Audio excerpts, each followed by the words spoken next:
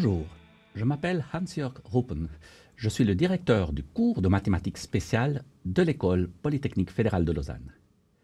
J'ai préparé un cours en ligne intitulé « Fonctions trigonométriques, logarithmiques et exponentielles ».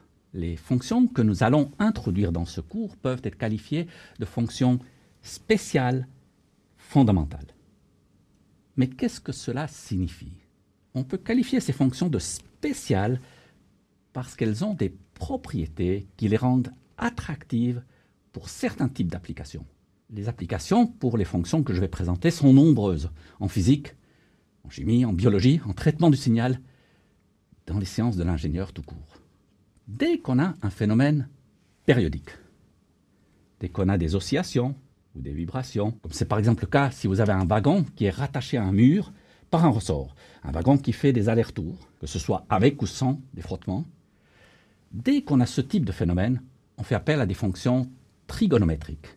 On fait appel à des fonctions logarithmiques et exponentielles. Dès qu'on a des phénomènes de croissance ou de décroissance, comme par exemple dans des réactions où un composant, disons A, se transforme en un composant B, qui à son tour se transforme en un troisième composant C.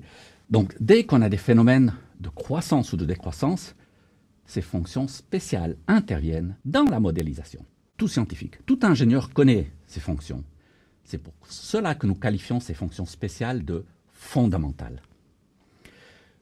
Je vais présenter les définitions de ces fonctions. Je vais établir les propriétés de ces fonctions, des propriétés qui sont nombreuses, qui sont très nombreuses.